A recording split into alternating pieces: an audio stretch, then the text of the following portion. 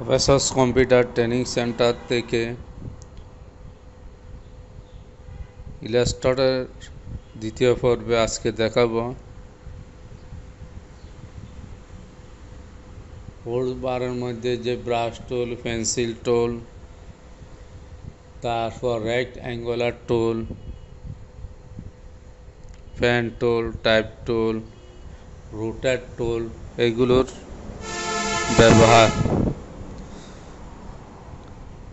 ভিডিওটা ভালো করে দেখতে হবে। কাজ শিখতে হলে ভালো করে ভিডিওটা প্রথম থেকে শেষ পর্যন্ত দেখতে হবে। টেনে টেনে দেখলে কিছু বুঝবেন না। প্রথম থেকে শেষ পর্যন্ত দেখার পর না বুঝলে আবার ভালো করে আবার প্রথম থেকে দেখবেন। কয়েকবার দেখার পর দেখবেন কাজটা একদম পানির মতো সহজ হবে। ধৈর্য ধরে কাজটা করতে হবে।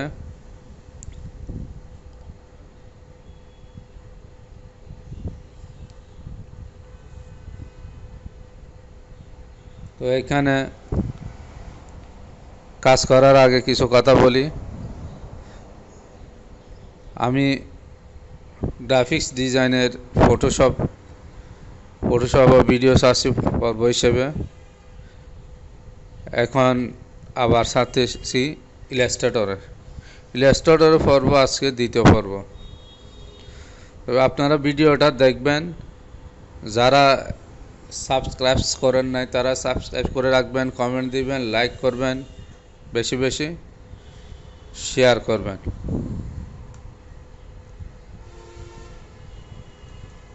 তো এখন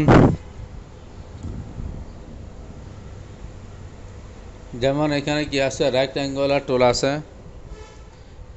আমি পেন টুল দিয়ে অনেক কিছু করতে পারি। পেন টুল দিয়ে ভালো করে কাজ শিখবেন। যত পেন টুল দিয়ে প্র্যাকটিস করবেন তত কাজ ভালো করে শিখতে পারবেন। কারণ গ্রাফিক্স ডিজাইনে পেন টুলের অনেক কাজ আছে। টাইপ টুলের কাজ আছে। টাইপ টুল টাইপ করার জন্য, যেমন এখানে আমি টাইপ টুল ক্লিক করলাম। ক্লিক করার পর যে এখানে কি আছে ফন্ট, এখান থেকে ফন্ট পরিবর্তন করা যাবে। ফন্ট পরিবর্তন করার জন্য বাংলা ফন্ট হলে বাংলা ফন্ট, ইংলিশ ফন্ট হলে ইংলিশ ফন্ট। এখানে আমি লিখে দিলাম Bangla font Times new English font দিলাম টাইমস নিউ রোমান। লিখে দিলে এখানে চলে আসবে টাইমস নিউ রোমান। দেওয়ার পর এন্টার দিলাম। এন্টার দেওয়ার পর এখানে আছে কি roman, italic, bold, bold italic. এটা হচ্ছে লেখা গাঢ় করার জন্য বোল্ড ইতালিক, লেখা বাঁকা করার জন্য বোল্ড ইতালিক, বাঁকা এবং গাঢ় করার জন্য।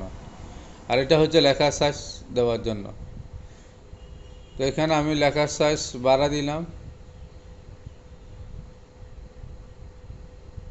36 দিলাম। 36 দেওয়ার পর এখানে ক্লিক করলাম। ক্লিক করার পর এখানে যে আমি ফন্টের কালার আছে, টাইপ করার পরে কালার দিতে পারি অথবা টাইপ করার আগেও কালার দিতে পারি। তো টাইপ করার আগে কালার দিলে এখান থেকে যে কালার আছে, কালার এখান থেকে ক্লিক করতে হবে। এই কালার এটা কোথায় থাকে, যেমন এটা আমি কেটে দিলাম। উইন্ডোতে গিয়ে এই যে সোয়াস আছে, সোয়াসে ক্লিক করলে এখানে চলে আসবে। এখান থেকে আমি যেমন রেড কালার এটা দিলাম। দেওয়ার পর আমি লিখব প্রফেসরস কম্পিউটার ট্রেনিং সেন্টার।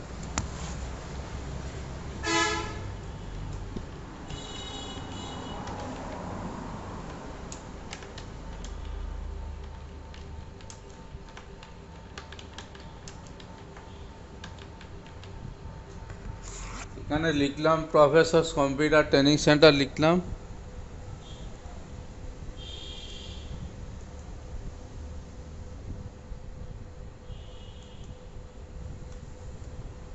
লিখার পর এরপর এখানে কি আছে,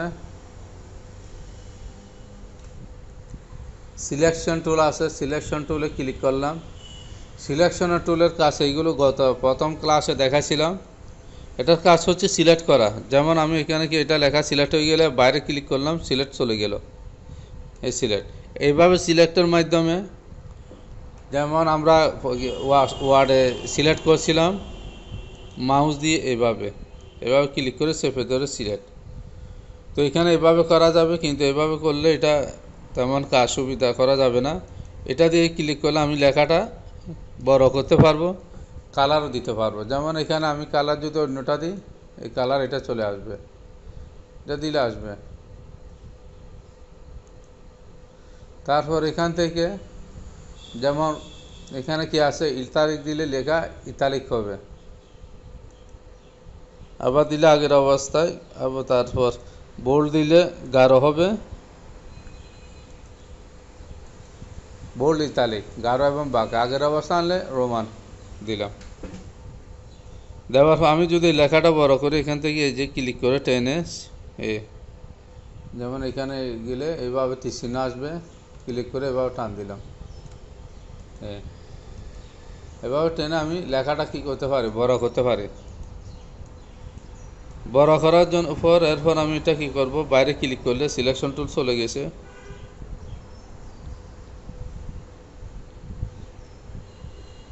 এরপর আবার এখানে ক্লিক করলাম। ক্লিক করার পর এখন যদি আমি লেখার মধ্যে, যেমন এটা লাল কালার আছে, এটা আরেকটা কালার করব, এটা থাকবে স্ট্রোক, যেটাকে মানে হচ্ছে চারপাশে লেখার চারপাশে কালার একটা থাকবে, এটা হচ্ছে কি স্ট্রোক। তো স্ট্রোক দেওয়ার জন্য লেখা প্রথমে ক্লিক করলাম, সিলেকশন টুল দিয়ে সিলেক্ট করলাম, কিবোর্ড থেকে কন্ট্রোল চেপে সি মারলাম। কন্ট্রোল চেপে সি মারার পর এটা কপি হলো। এরপর কিবোর্ড থেকে কন্ট্রোল চেপে বি মারব, বাংলাদেশের বি, কন্ট্রোল চেপে বি দিলাম। দেওয়ার পর এখানে কি আছে, লাল কালার আছে, তাহলে এটা পরিবর্তন করে অন্য একটা কালার দিব।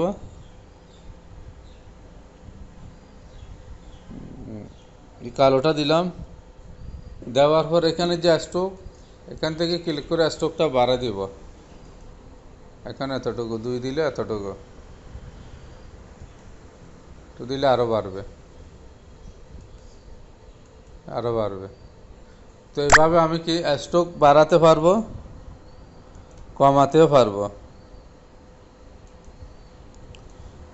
তাহলে এতটুকু দিলাম।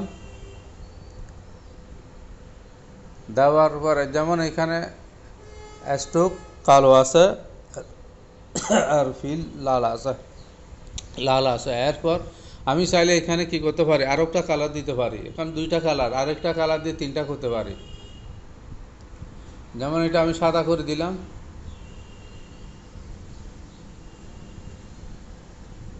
এখান থেকে ক্লিক করে এটা সাদা করে দিলাম। সাদা করার পর এটা কালার একটু স্ট্রোকটা আর একটু বাড়া দিয়ে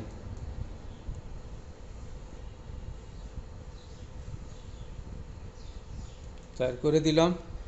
এরপর আবার কিবোর্ড থেকে কন্ট্রোল চেপে সি, কন্ট্রোল চেপে বি দিলাম। বি দেওয়ার পর এখান থেকে আমি কালার এটা দিলাম। দেওয়ার পর এটা সাইড আছে, এটার স্ট্রোকটা একটু বাড়াই দিই। তাহলে এখানে কয়টা কালার,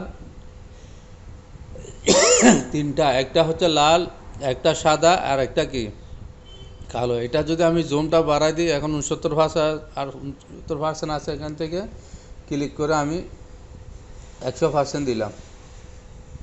তাহলে এখানে কি আছে, লাল, লালের পর সাদা, সাদার পর কালো আছে। এভাবে স্ট্রোক আমি কি করতে পারি, দিতে পারি লেখার মধ্যে, লেখাটা আরও একটু আকর্ষণীয় করতে পারি এইভাবে। তো এখন আমি যদি লেখাটা এইভাবে ক্লিক করলাম, বাইরে সিলেক্ট, আবার ক্লিক করলাম। এখন এখানে যদি ক্লিক করলে শুধু একটা সিলেক্ট, আর 2টা সিলেক্ট হয় না। কন্ট্রোল চেপে জেড মারলাম, সব একসাথে সিলেক্ট করার জন্য এখানে বাইরে থেকে মাউসের লেফট বাটন ক্লিক করে চেপে ধরে এভাবে টেনে ছেড়ে দিলাম। দেওয়ার পর এখন কি একসাথে কি করলাম, সিলেক্ট করলাম। এগুলো যদি আমি এটা গ্রুপ করে দিই, গ্রুপ করার জন্য কিবোর্ড থেকে কন্ট্রোল চেপে জি, অথবা এখানে এসে